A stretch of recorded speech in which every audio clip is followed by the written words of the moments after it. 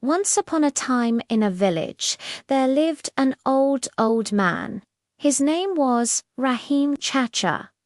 Everyone called him Rahim Chacha because he was very respectable and kind-hearted. However, Rahim Chacha was very poor. He lived in a small hut with his wife and children. They barely had enough money to buy food. One day, Rahim Chacha went to the market to buy some vegetables. On his way back, he saw a group of men arguing over something. Rahim Chacha stopped and asked what was happening. The men told him that someone had stolen all the vegetables from their fields. Rahim Chacha felt sad for them. He knew how hard it was to grow food and how much they had been looking forward to eating it. Suddenly, Rahim Chacha got an idea. He said, "I have some vegetables at home. My family and I can share them with you so you can eat tonight." The men were surprised. They asked, "Are you sure? You don't have many children. How will you manage?" Rahim Chacha replied, "We will manage somehow. Give me some money instead." The men happily gave him the money and went home to eat. When they reached their houses, their families were so happy that they started clapping and shouting.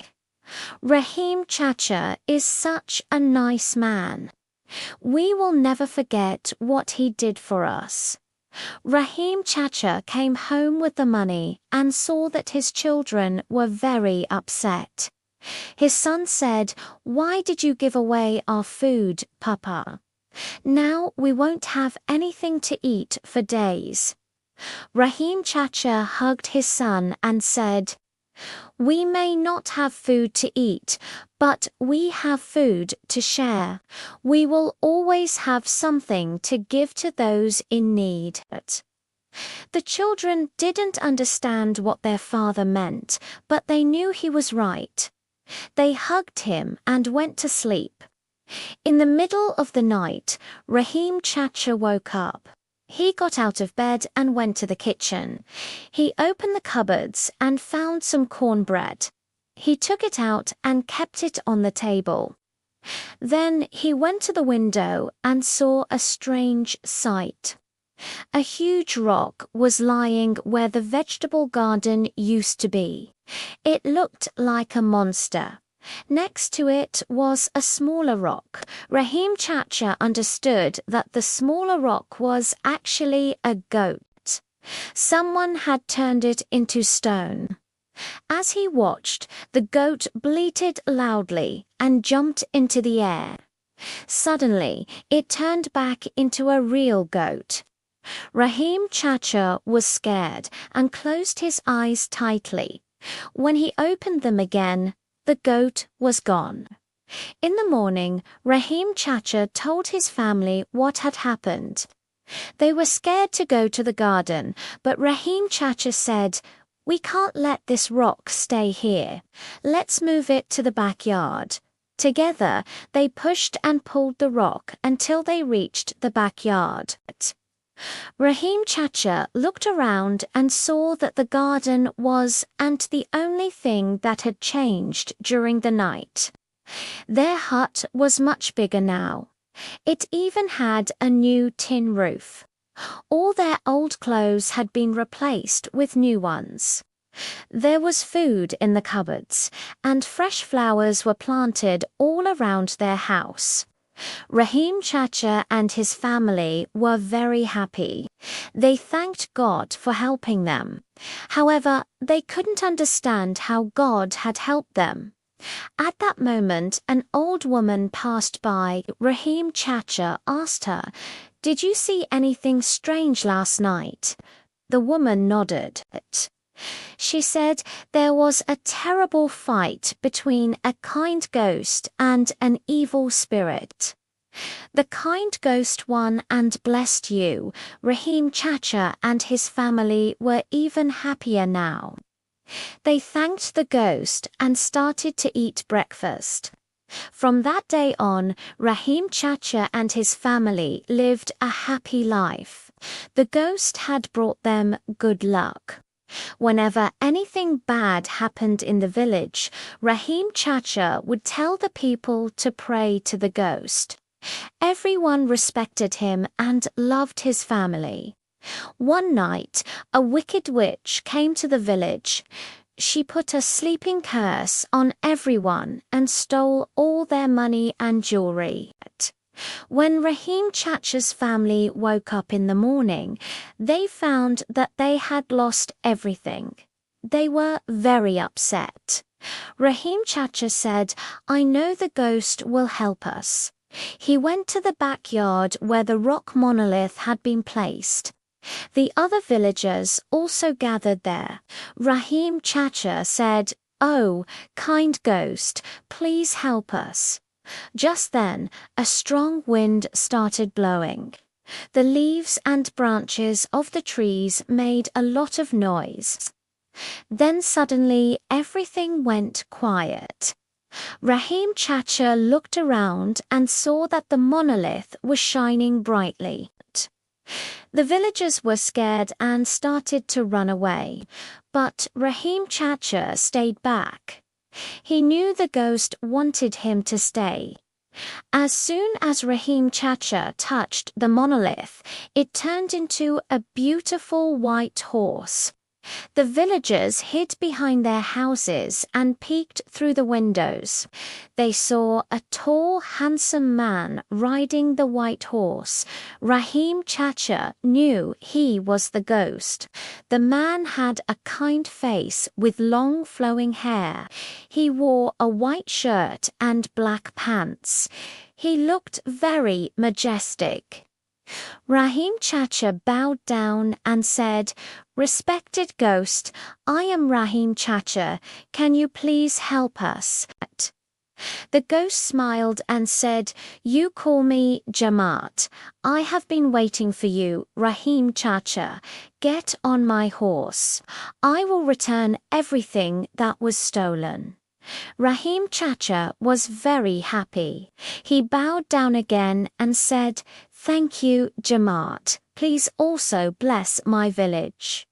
Jamaat nodded and disappeared along with his horse. All the villagers came out of their houses and were shocked to see their money and jewelry back in their hands. They also noticed that their cows, goats, and other animals had returned. They were so happy that they started to dance and sing. But suddenly, a voice echoed through the village. "Whoever takes more than he needs will be cursed." All the villagers were scared and fell down on their knees. They told Jamaat that they just wanted what they had lost. Jamaat said, "I know. That's why I only took back what belonged to you. But the witch has put a curse on the village. If we don't do something now, she will make this village barren." The villagers started crying. They didn't want to lose their homes and farms. Jamaat said, "Don't cry. I have a plan. But you will have to listen to me carefully and follow my instructions." The villagers wiped their tears and said, "We will do whatever you say." Jamaat said, "Tomorrow bring all the grain and water from your homes to the backyard of Rahim Chacha's house. I will handle the rest." The villagers nodded and went home. The next morning, they brought all the grain and water to Rahim Chacha's backyard. Jamaat arrived on his horse and told them to take the bags to the field. They did as they were told. Jamaat then sprinkled some water on the ground and shouted, "Stop, witch, I have trapped you here." The ground shook and the witch appeared in front of them. She was very angry. She threw a fireball at Jamaat, but he blocked it with his horse's tail. The villagers were scared, but Jamaat told them to stay back and watch. Jamaat and the witch fought for a long time.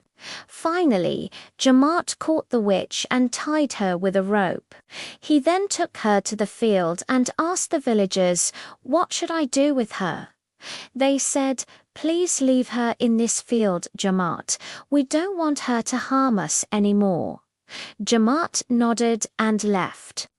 The next morning, the villagers went to the field to check on the witch. To their surprise, she had disappeared. The wind was blowing very strongly, so they ran and hid in their houses.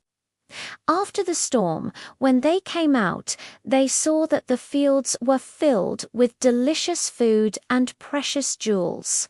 They were so happy that they started dancing and singing. They thanked Jamaat for saving them. Since that day, Jamaat became the hero of the village. Every year they celebrated the day he saved them from the witch.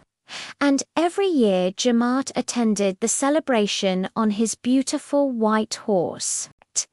He became a friend of Rahim Chacha's family and often played with his children. The children loved to ride on his horse. One day, Jamaat told Rahim Chacha, "I have to go away for some time. I will miss you and your family." Rahim Chacha asked why, but Jamaat didn't answer. He just said, "I will come back soon, so don't worry." Then he disappeared with his horse. After a few days, a new family moved into the village. They had a beautiful daughter named Monu. She was very naughty and always told lies. One day, Monu told her friends that she had seen a ghost. She said, "He rides a white horse and lives in a cave under the rock monolith." Her friends didn't believe her, so Manu challenged them to go and see for themselves. Manu led her friends to the backyard of Rahim Chacha's house. They could see the monolith in the distance. "That's the cave," Manu said. Her friends were scared, but Manu told them not to be afraid. "It's okay. Jamaat is my friend. He won't hurt you," she said. Monu and her friends walked towards the monolith. Monu climbed on top of it and started jumping. Suddenly, the monolith started shaking. A strong wind started blowing, and the children were scared and started to run away. But it was too late. The monolith had already turned into a horse. Jamaat was standing in front of them. He had a very angry expression on his face. "Who dared disturb me?" he asked. The children were so scared that they fell down on their knees. Monu said, "I'm sorry, Jamaat. I didn't know it was you. I just wanted to show my friends the cave you live in." Jamaat looked at her for a long time. Then he said, "All right, I won't punish you this time. But remember, if you lie again and say that I live in a cave, I will turn you into a stone."